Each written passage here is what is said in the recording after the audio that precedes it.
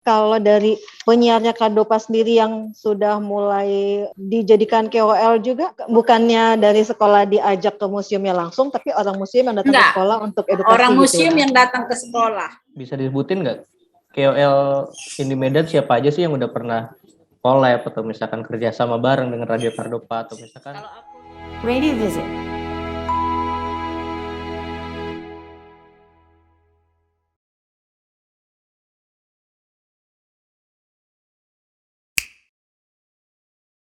Ayo Mbak Rika. Mana ini muka Karika ini ya? Kakak, aku mau nanya, nerusin pertanyaannya Ilham. Kan di digital, kan tadi digitalnya Kardopa lumayan aktif ya? Ya, lumayan. Ada nggak datanya digital ada program yang pernah on air sama digital gitu? Maksudnya? Misalnya ada brand yang ada kuis di radio terus nyambung dengan related dengan digitalnya, terus ada nggak datanya Kak?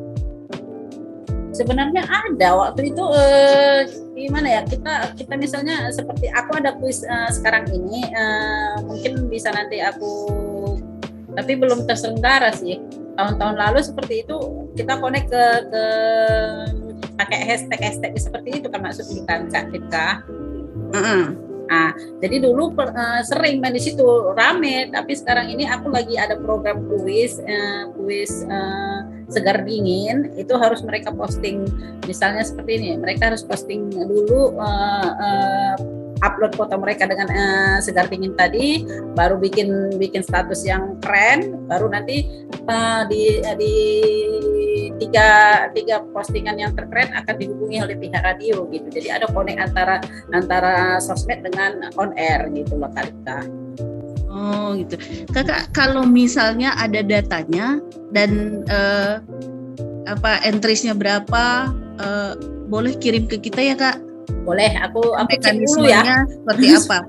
Oke, aku cek dulu ya. Soalnya data-data seperti itu kadang-kadang gimana ya? Karena udah setahun yang lalu, udah coba aku lihat reportnya, nanti aku coba lihat. Ya, bisa Kakak lihat reportnya aja. Karena ini kan udah pandemi ya, pasti brand-brand banyak yang mau ke digital. Betul. Gitu. Apalagi sekarang selain radio, brand-brand juga pengen ada influencer misalnya di radio-radio tersebut. Kadang-kadang kan hostnya dirimu bisa jadi sekalian KOL gitu ya kan.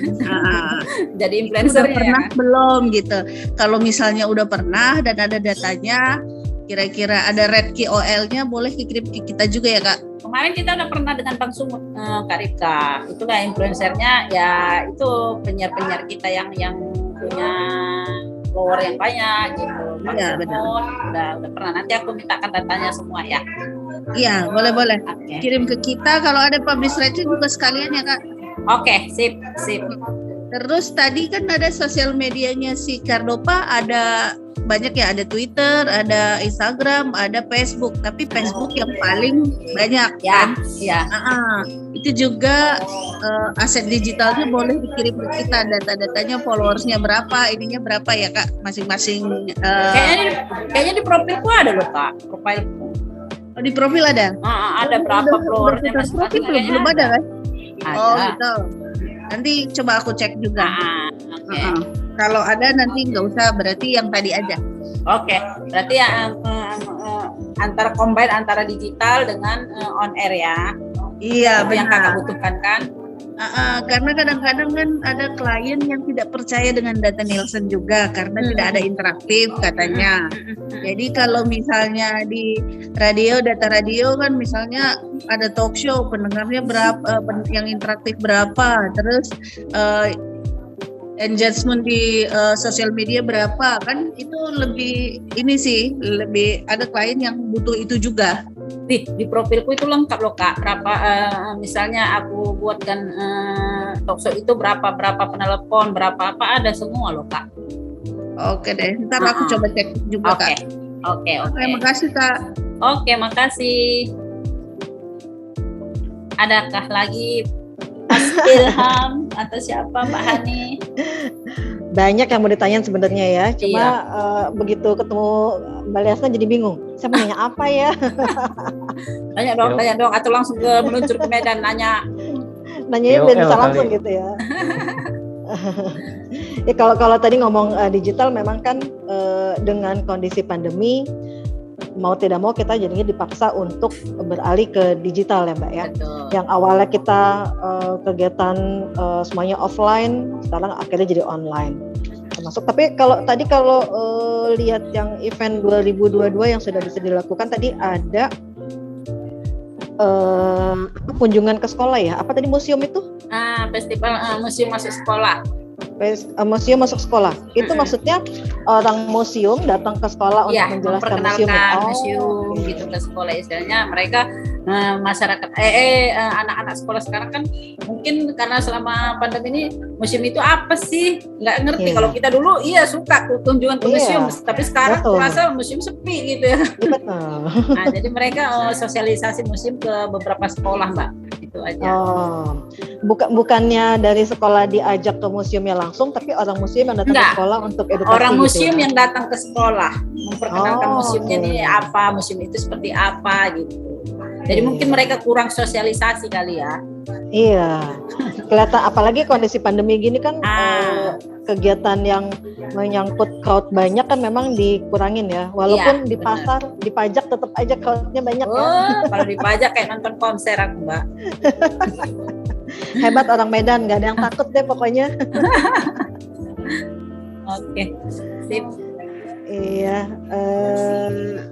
Yang lain Mas Ilham, ada mau ditanya lagi? Mbak Diana, Mbak Yesi. Ini di sini ada Mbak Yesi juga, mungkin kalau Mbak Liasna Mana suka Mbak Yesi? Aku nggak kenal sama Mbak Yesi. Mana ada nih Mbak Yesi. Mbak Yesi? Coba open kameranya Mbak Yesi. Oh, Mbak Yesi nggak ada ya?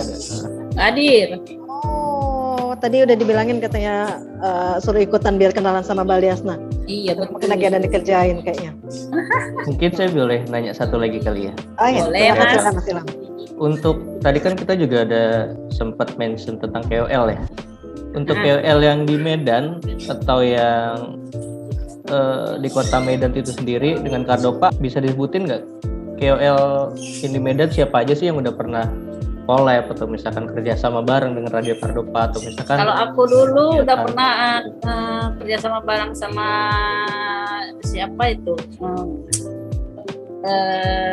Mama Rempong udah pernah. Betty, siapa? Betty udah pernah. Iya. Nah, itu udah pernah, tapi mahal kali kalau Mak Betty nih. Iya, Mbak Betty mahal ya. Mahal untuk satu kali posting aja dia untuk 1 minggu. Luar Makanya aku biasa. pernah kerja sama dia untuk Sari Murni sama Mak Oh. Betty sama Mama Rempong lebih tapi paling mahal Mak Betty lah. Iya. Followernya udah banyak banget soalnya kan ya. Banyak banget. Iya. Kan kadang-kadang KOL itu yang dijual kan followernya ya. Jadinya Betul. yang menentukan tarifnya dia jadi mahal karena followernya juga lumayan banyak. Iya. Tadi kan Mbak Lesna juga bilang, Mas Ilham masih ada mau tanya lagi? mungkin ada lagi selain yang tadi. Baru bis tahap apa pokoknya banyak Mbak. Kalau banyak Mas. Printil itu ada juga, itu pun agak Perintil apa mahal. serintil? Perintil apa serintil? Printil. Perintil ya? Alpin Matondang juga pernah kita kerjasama. Printil, Alpin Matondang, Mama Betty, Mama Gardam. Mama Banyak lah di sana, mama di sini ya kan.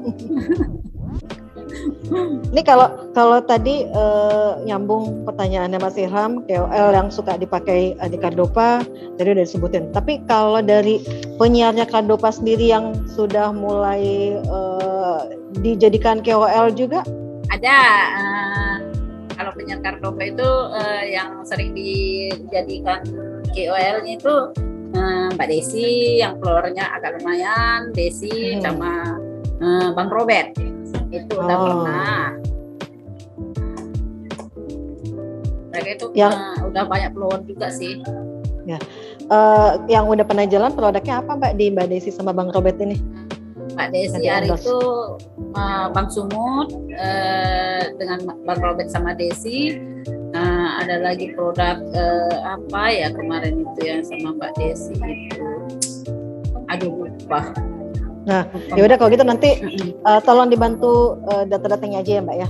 Oke. Tadi kan Mbak Ripka juga udah minta tuh, jadi maksudnya Iya. biar kebetulan kan yaitu dengan kondisi sekarang klien-klien banyak yang mulai bergeser ke digital, terutama ke KOL. Jadi kalau nanti misalnya ada saya mau KOL ini untuk misalnya kelas nano atau mikro misalnya kayak gitu kan, berarti kita lihat followernya sekian, kita udah lihat datanya masuk red card-nya, jadi biar bisa langsung kita info ke klien.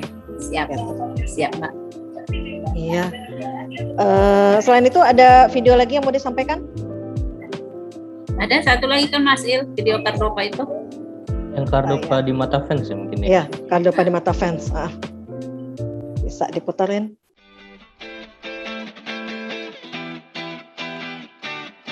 Assalamualaikum warahmatullahi wabarakatuh. Nama saya Ana Regar, tinggal di Starban Ujung. Nama saya Pak Salim, alamat di Mandala. Nama saya Irwanto, saya tinggal di Jalan Serkang. Saya mendengarkan radio Cardopa baru sekitaran 1 tahunan lebih. Hampir 2 tahun. 10 tahun acaranya. Dengar Dendang Melayu Cardopa sama Godaoy dan Kanda Karu semalam. Ya, di Gedebang Kenangan, dangdut, dan juga Melayu. Biasa sekali saya mendengarkan ada di Paria Wanita, Set Today, ataupun di lagu-lagu Batak. Acara tembang kenangan, acara dangdut Melayu juga. Saya senang di Cardopa karena penyiar-penyiarnya ramah dan berkualitas, punya talent masing-masing. Ya, saya suka dengan lagu-lagunya dan penyiarnya yang ramah-ramah, yang kocak dan menghibur semua. Acara-acaranya lah nih senang kali dengarnya, penyiarnya semuanya ramah-ramah semuanya. Tiap hari nih dengerin aja, dari mulai pagi lah nih, dari mulai buka sampai acaranya tutup lah. Menghibur semua. Saya selalu sering, kira-kira dari pukul 3:30 sampai jam 8 malam. Nah, lebih sering untuk mendengarkan Cardopa karena juga kita dilarang ya kemana-mana. Harapan saya untuk Cardopa ke depannya lebih bisa maju. Semoga kita kompak lah semuanya. Semakin jaya di udara, banyak penggemarnya dan semakin sukses selalu. Oke, itu aja. Nah, kalian ada udah 10 tahun dengerin. Tapi pendengarnya Cardopa kok tua-tua ya Kak?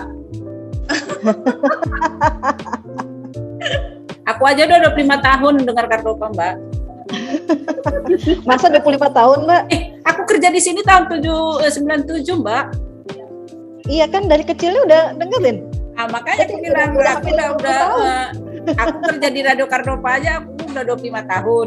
Jadi aku Iya. dengar Cardopa itu mulai dari kecil. Udah sekitar 40 tahun aku dengar Cardopa. Makanya hampir 50 tahun kan dengerin Cardopa. Betul. Aduh. Jadi kalau Mbak Ripka tadi nanya pendengarnya tua-tua, itu salah satu pendengarnya Mbak Liasna. Iya, udah tua-tua ya kan. Tua-tua tapi kan apa Mbak? Tapi Mbak Liasna, kalau tadi pertanyaan Mbak Ripka kan pendengarnya kok tadi yang kebetulan di interview kan ada 3 orang, emang secara usia udah lumayan gitu ya. Kalau lihat formatnya kan memang juga untuk family. Sebenarnya ada nggak sih Mbak yang secara umurnya tuh di rentang antara 20-35 gitu, 25-35? Ada. Berapa besar persentasenya? Persentasenya kalau kita dari 18 ke 30 itu sekitar rentangnya 15%. Jadi yang kalau paling di banyak atas itu 25 ke 40 itu paling banyak, 25 ke 50 itu paling banyak pendengar.